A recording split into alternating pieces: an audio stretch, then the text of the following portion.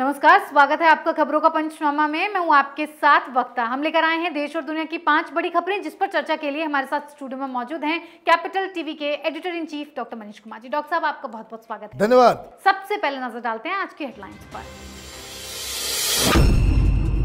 ED के चक्रव्यूह में बुरे फंसे संजय राउत। चौल घोटाले में राउत के घर पर हुई छापेमारी। जांच में सहयोग न करने पर 9 घंटे की पूछताछ के बाद ईडी ने लिया हिरासत में। अर्पिता चटर्जी के घर से ईडी को मिले कैश पर मंत्री जी का बड़ा खुलासा। पैसा मेरा नहीं, समय आने पर पता चल जाएगा। बढ़ सकती है ममता सरकार की मुश्किलें। कैश कांड में कांग्रेस के 3 विधायक समेत 5 लोग गिरफ्तार। पार्टी ने किया सस्पेंड, कोर्ट में हुई पेशी। महाराष्ट्र समेत देश के 6 राज्यों के 13 जिलों में एनआईए की छापेमारी। आईएसआईएस से जुड़े कई आपत्तिजनक दस्तावेज और सामग्री बरामद। बिहार में बदल रहा है राजनीतिक माहौल। पटना पहुंचे अमित शाह की रणनीति तैयार। अगला विधानसभा चुनाव बीजेपी जेडीयू अलग अलग लड़ेंगी की अटकलें तेज।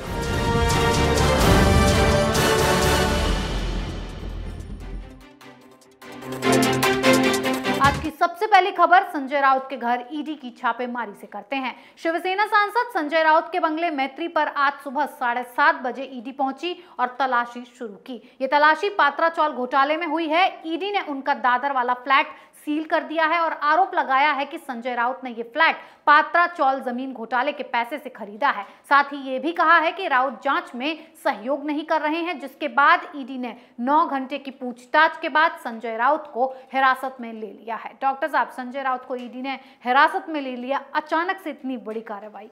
देखिए, निकल गई ना सारी हेकड़ी। मिस्टर उखाड़ दिया एडिटर खुद उखड़ गया आज। और जिस हिसाब से वो हाथ इस तरीके से कर रहे थे जैसे लग रहा है कोई गोल्ड मेडल जीत के आया हो। मैंने बेशर्मी भी नेताओं की अजीबोगरीब हो गई है। घोटाले में आप जा रहे हो अंदर और हाथ ऐसे वेव कर रहे हो जैसे कोई तेंदुलकर वर्ल्ड कप जीत के लौटा हो। और आज की तस्वीर देख करके मुझे लग रहा है, याद आ रहा है बेसिकली अनिल देशमुख भी ऐसे ही हाथ हिलाते हुए गया था ईडी दफ्तर के अंदर। उससे कहीं ज्यादा हाथ हिलाते हुए गए थे नवाब मलिक ऐसे जी। और आज फिर एक हाथ हिलाते हुए अंदर गए हैं। 2 तो 6 महीने से चक्की पीस रहे हैं, इनका भी नंबर मिल गया। अर्थर रोड जेल जाएंगे ये भी, क्योंकि ये केस ओपन एंड शट है। और रीज़न 1000 से ऊपर करोड़ का घोटाला है। ये गरीबों की ज़मीन जहां मकान बननी थी बेच दिया आपने प्राइवेट बिल्डर्स के।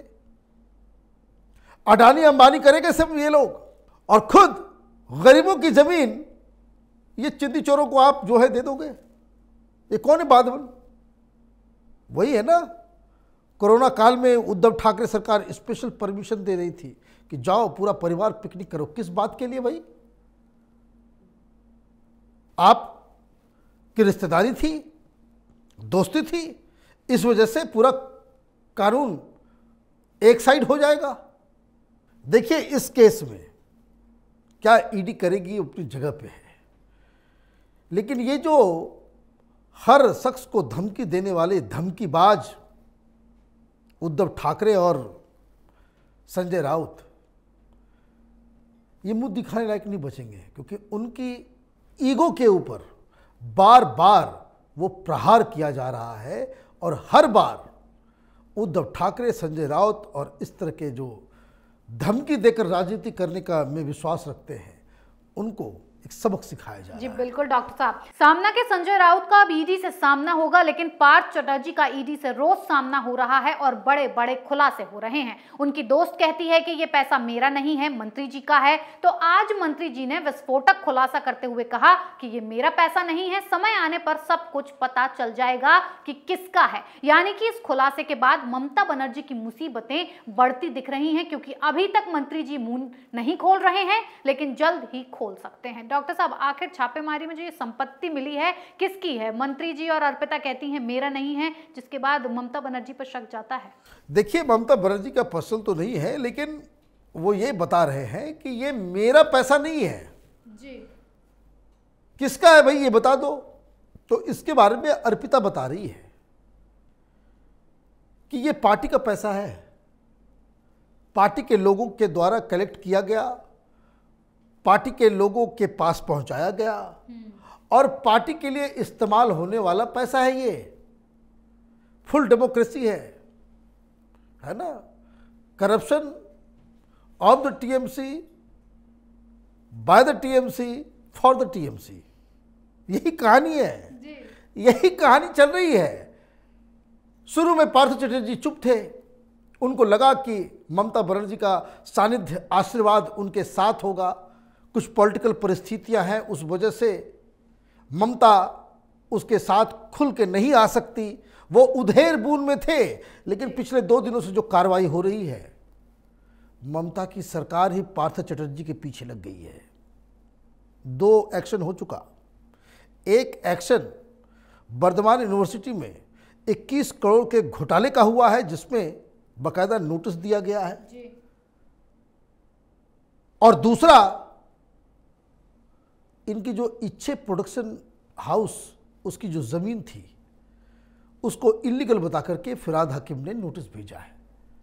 ये कलकत्ता डेवलपमेंट अथॉरिटी की तरफ से उनको नोटिस भेजा गया है टैक्स चोरी का। एक तो वो कैश को लेकर के परेशान है और दूसरी तरफ उनकी ही सरकार, उनकी ही पार्टी उनके पीछे पड़ी हुई है।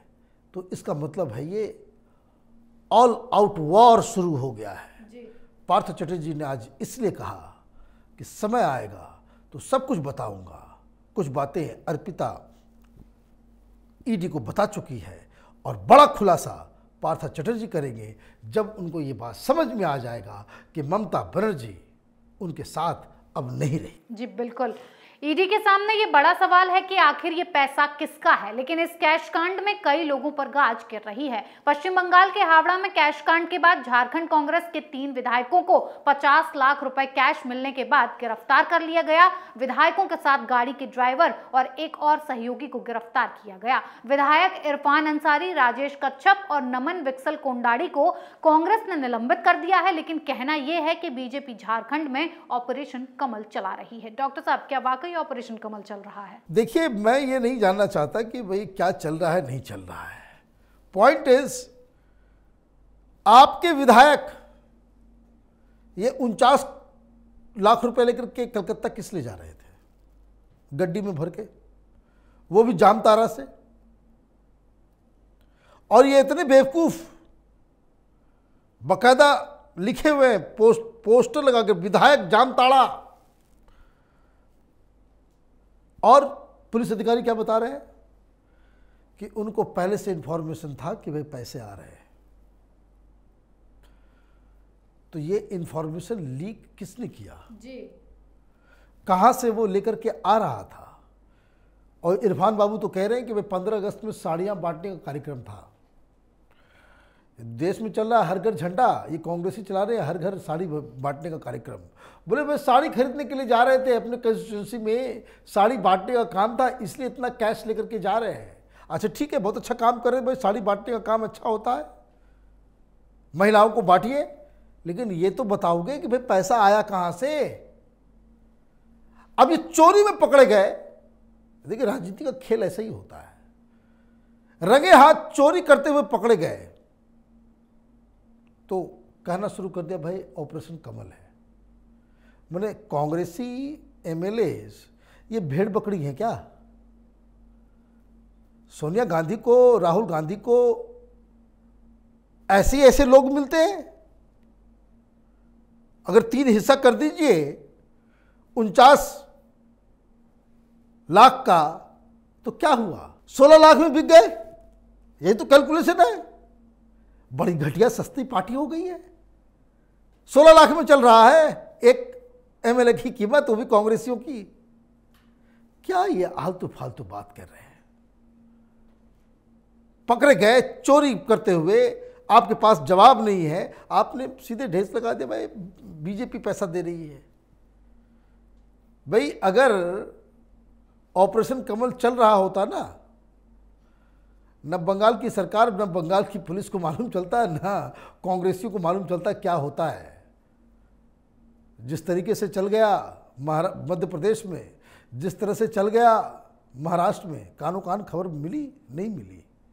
तो ये कहना बड़ा आसान है। दिक्कत क्या है, एमएलए किसी भी पार्टी का हो, हिंदुस्तान में कोई एमएलए बनता है, एमपी बनता है, पहला ध्यान उसका इसी पर रहता है कितना लूट लें, कितना खा लें। ये किसी पॉलिटिकल पार्टी के एक की बात नहीं है, सबका वही हाल है। और इसलिए ये देश जो है वो गर्त की तरफ जाता है। जी बिल्कुल, कांग्रेस पार्टी की नैया वैसे ही डूबी हुई थी, लेकिन इस खबर के बाद रही सही कसर भी बीजेपी ने पूरी कर दी है। लेकिन बंगाल में छापेमारी और गिरफ्तारियों का दौर जारी है, तो वहीं एनआईए ने भी सफाई अभियान शुरू कर दिया है, जिसकी शुरुआत महाराष्ट्र से हुई है। राष्ट्रीय जांच एजेंसी ने देश के 6 राज्यों के 13 ठिकानों पर आईसिस से जुड़े मामले में छापे मारे हैं। महीने भर में एनआईए की ये दूसरी बड़ी कार्रवाई है। राष्ट्रीय जांच एजेंसी ने इस सिलसिले में उत्तर प्रदेश के सहारनपुर से देवबंद के एक मदरसे में पढ़ने वाले स्टूडेंट को भी पकड़ा है। फारूक नाम का ये स्टूडेंट कर्नाटक का रहने वाला है। डॉक्टर साहब, ये नेटवर्क कहां तक फैला हुआ है और इसकी जड़ से सफाई कैसे होगी? देखिए, एनआईए अपना काम कर रही है और अब हिंदुस्तान में कोई ऐसा लीडर नहीं दावा कर सकता कि हिंदुस्तान में आतंकवादी नहीं बनता हिंदुस्तान का मुसलमान। ये कुछ दिन पहले तक ये राजनाथ सिंह ये ज्ञान दिया करते थे कि आईएसआईएस, अलकायदा पूरी दुनिया में फैल गया। हिंदुस्तान अकेला ऐसा मुल्क था कि यहाँ के मुसलमानों ने इन कट्टरवादी विचारधाराओं को रिजेक्ट कर दिया। नहीं कह सकते आप। गोरखनाथ मंदिर में हमला करने वाला आईआईटी का पढ़ा हुआ एक इंजीनियर इंटरनेट के जरिए इस तरह के आतंकवादी संगठनों से जुड़ा हुआ, वो अलकायदा को पैसे भेज रहा था। ये नेटवर्क एक हकीकत है। जिन लोगों की आंखों की रोशनी चली गई है, जिन्हें कानों में सुनाई नहीं देता, जिनके मुंह से आवाज खत्म हो गई है, उनको भी ये समझ में आनी चाहिए कि this is a clear and present danger जो हिंदुस्तान के नींव को हिला कर रख देगा।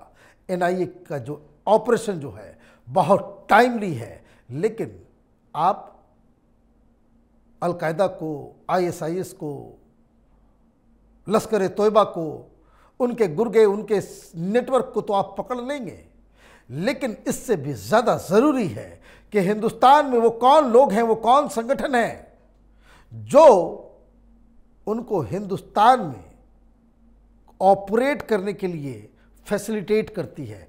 पहले उनके ऊपर कार्रवाई, उनके ऊपर बैन, जैसे ये पीएफआई है, इसके ऊपर इमीडिएट बैन लगनी चाहिए और इसके तमाम जो टॉप 100 लीडर्स हैं उनको तिहाड़ जेल में डालिए।